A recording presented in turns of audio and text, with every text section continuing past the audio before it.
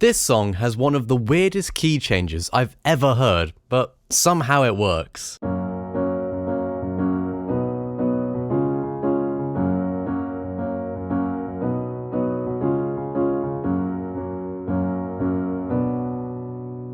So the first reason why this crazy key change sounds awesome is because of the minor 4 chord. Also, make sure to subscribe for more music theory vids. We're in the key of F sharp major. Because we have the chords F sharp major, B major, and C sharp major, which are in the key of F sharp major, because these are our 1, 4, and 5 chords. Standard stuff, nothing scary here. But it's the next chord that's played that changes everything. B minor, which if we look back to the key of F sharp major, that's not in our key signature. We expect to have a D sharp on this chord, so that would make it B major, but instead we have B minor. So what's it doing here? Well, this is a type of borrowed chord, which means this chord has been taken from a different key. And normally in this case, it would have been taken from F sharp minor, which is called our parallel minor key. As here, the minor 4 chord is naturally formed in this scale. This is the B minor chord. But what if I told you that wasn't the case here? Because I believe this chord has been borrowed from the key of A major. Because if we look at the chords following this, we have E major, A major, back to E, and then D major. And all these chords that I've mentioned are all in the key of A major. We have A major, D major, and E major. And that includes the B minor chord. So to make this transition going from the key of F sharp major to the key of A major, the Kinks have borrowed the B minor chord from A major, this one, and used it as a transition into the song. And that's why this transition sounds so smooth, because the minor 4 chord, B minor, isn't too distant from F sharp major. It's used in the parallel minor key F sharp minor, which we've looked at. And we'll learn how to use this same trick later in the video. So let's go to the whiteboard to look at this in a different light. So F sharp major is the key that we're in, and we have our F sharp major chord conveniently, which is the 1 chord.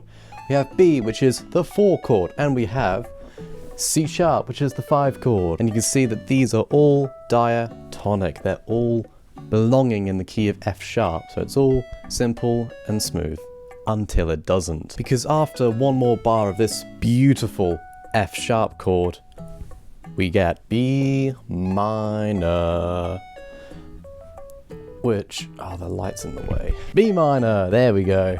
That's the minor 4 chord, which obviously doesn't belong in F sharp major, because obviously we know that it's supposed to be B major, because we are smart. Back to you, Matt. Now, the second reason why this key change sounds awesome is to do with secondary dominance. We're now in the key of A major, as we've discussed, but the chord that comes next transitions us straight back into F sharp major. And would you look at that, it's our good friend, the F sharp major chord. That's done. But why? Again, if we look at the next chord, it's B major, and the dominant of B major is F sharp major. And we can see this if we play the B major scale. 1, 2, 3, 4, 5. F sharp is our 5th in the scale, which means F sharp major is our 5th chord, the dominant. So a secondary dominant chord is where we use the dominant chord of the chord we want to go to. So in this case, F sharp major is our secondary dominant chord, which goes to B major. And that's literally how we change key from A major back into F sharp major. And we'll see this trick later in action. But first, we must head to the whiteboard. For those who have been listening, we are back in A major. We have a 1 chord and a 5 chord. It's A to E, simple. But then some idiot decided to put F sharp major here.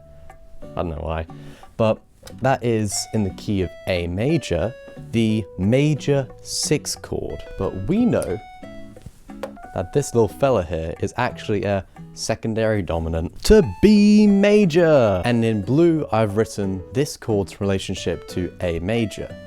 But we can also think of this as we're now back in the key of F sharp, our favorite key? I don't know. But we could treat this as basically the 1 chord. We can treat this B as the 4 chord, as this is now modulation complete. So let's use these chords that we've learnt over there. So ladies and babies, let's write a song using these 2 tricks we've learnt. Let's write in the key of C major and use the chords C, F, and G. C, F, and G. Now let's use the minor 4 chord, which in this case would be F sharp minor, to transition into the key of E flat, because why not? And in this case, I'm playing the F minor chord, but in a different voicing or inversion. I'm playing the C down here instead of up here. So we could play the chords F minor to then A flat, which is in first position, and E flat, which is now in second position, because that B flat's up there instead of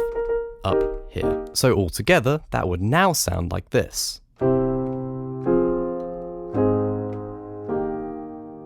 And now that we're in the key of E flat major, let's go straight back to C major by playing E flat major over D, which is essentially a E flat triad with a major 7th interval.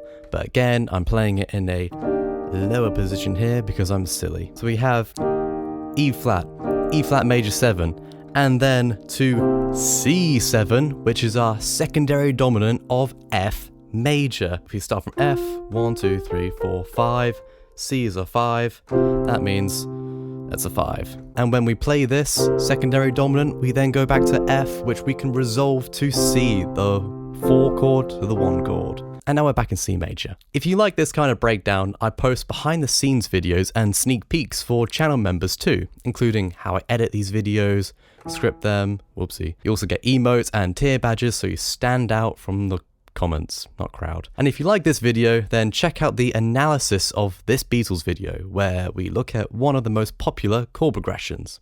Okay, bye bye.